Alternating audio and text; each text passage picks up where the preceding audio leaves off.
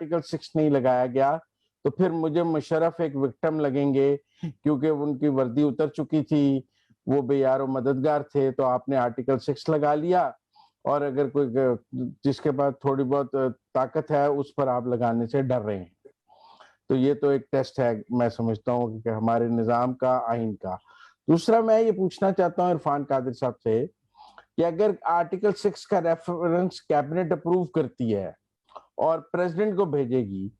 कि वो आगे फॉरवर्ड करें उसको टू द चीफ जस्टिस के ये गवर्नमेंट ने भेजा है, प्रेसिडेंट कितनी देर वो रोक सकते हैं, वापस भेज सकते हैं, रिजेक्ट कर सकते हैं?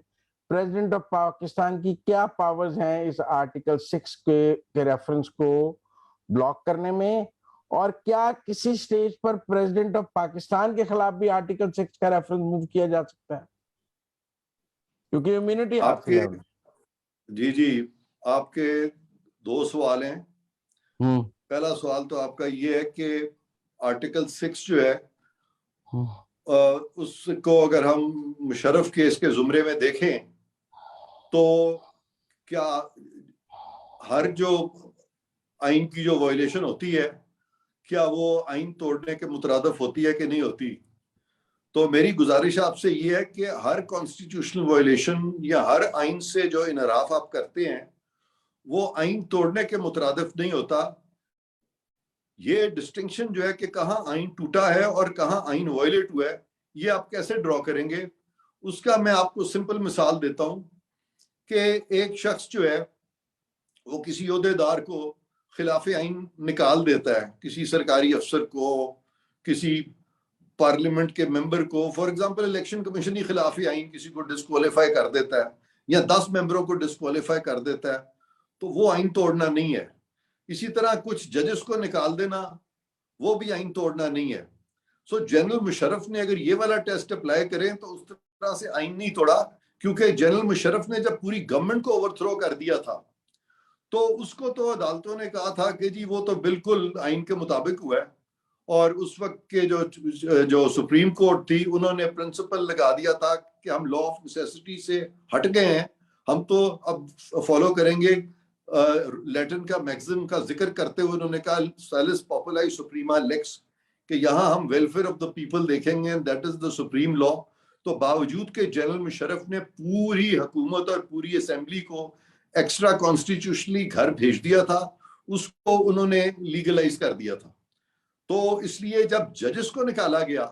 तो उसमें उन्होंने गवर्नमेंट को ओवरथ्रो नहीं किया था, और पाकिस्तान की ये जो कॉन्स्टिट्यूशन वायलेशंस की जो तारीख है उसमें से सबसे जो सॉफ्ट एबरेशन हुई थी अभी तक वो चंद जजेस को निकालने में थी। लेकिन उस वक्त एक लड़ाई मच गई थी जजेस में और फौज में।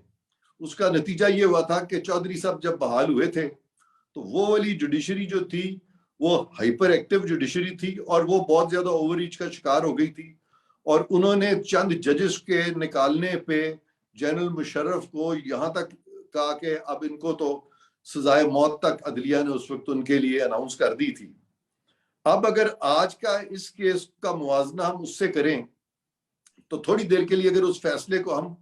दुरुस्त मानते हैं, दो कि मैं नहीं मानता, मैं उस फैसले के बारे में मेरी बड़ी रिजर्वेशन है, मुझे बहुत सारे उसके फैक्ट्स पता है जो कि गलत सारे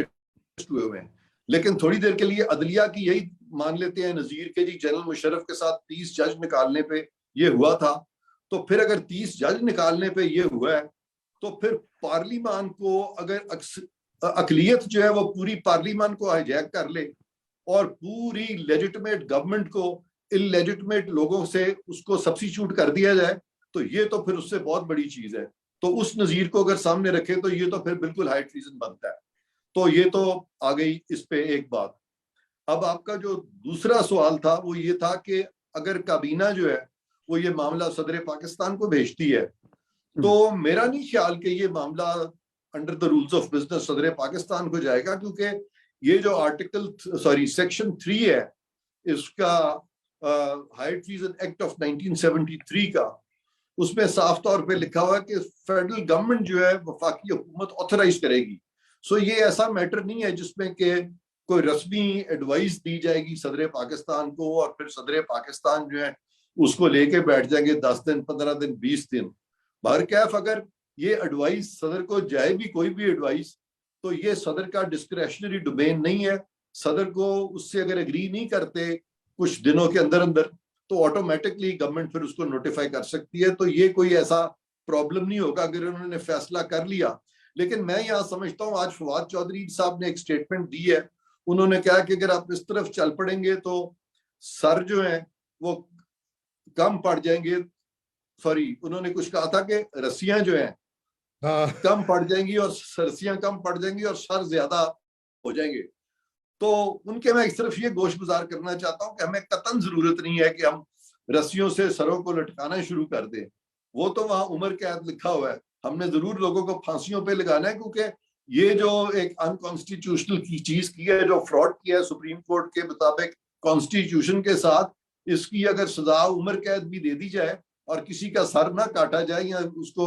ये रस्सियां वसियां ना डाली जाए, तो उसके बगैर भी काम हो जाएगा। वो कोई ऐसी बात नहीं है। बल्कि मैं तो समझता हूँ कि अगर इस लॉ में इतना ही प्रोवाइड कर दिया जाए कि सिर्फ टोकन एक पनिशमेंट दे दी जाए कि इन्होंने हाई ट्रीजन किया, एक डिक्लेरेशन ही दे दी जाए, तो वो बजाते खुद एक बड़ी शर्मिंदगी का बायस बन सकती है किसी भी सियासतदान के लिए। तो उस हद तक मैं तो इस चीज के खिलाफ हूं कि लोगों को मारा जाए और उनको सजाएं दी जाए और उनको टिक पे बांधा जाए। अभी पीछे कुछ हरकत और सकनात हमारे सामने ऐसी आई हैं कुछ बड़े फंक्शनरीज की, जिनको मैं समझता हूं कि उनकी तो इवन उनकी पेंशन भी मत छीने उनसे सिर्फ थोड़ा सा एक टोकन उनको टिकटिकी पे बांध के मुंह काला करके और बहुत ही आहिस्ता उनको वो सिंबॉलिक एक किस्म का वो हल्की सी सिंबॉलिक केनिंग कर दें, ऐसे ही दो सिंबॉलिक तरीके से, जिसमें कि उनको कोई चोट ना लगे,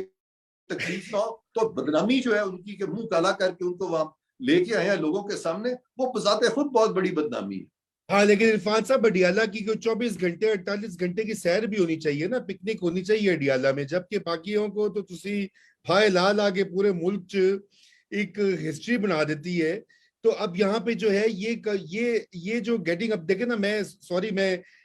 समझता हूँ रजा साहब के, मैं समझता हूँ कि इनको चाहिए कि आप अडियाला में भी इतनी गर्मी है और इतनी टेक्नोलॉजी आ गई है कि उनको एक एयर कंडीशनर तो सबको दे दें पाकिस्तान में, उनको भी दे दें, कोई बात नहीं है। मुजम्मिल अनम्यूट कर ले। क्या सदर पाकिस्तान के खिलाफ आर्टिकल 6 का रेफरेंस मूव हो सकता है? हाँ, वो नहीं हो सकता जब तक कि वो प्रेसिडेंट है, उनके खिलाफ नहीं हो सकता, वो इन्वेस्टिगेट भी नहीं हो सकता, प्रोसिक्यूट भी नहीं हो सकता, वो नहीं हो सकता, चाहे वो आइन तोड़ते रहे। बेशक तोड़ते रहे, जब तक उनको वो इम्पीच नहीं किया जाएगा according to the constitutional provision article 47 के नीचे, जब तक वो इम्पीच नहीं होते तब तक आप उनको नहीं इस तरह से ट्राई कर सकते। मुजम्मिल साहब, आपकी दिली ख्वाहिश नहीं अभी पूरी होने वाली, थोड़ा टाइम है उसमें।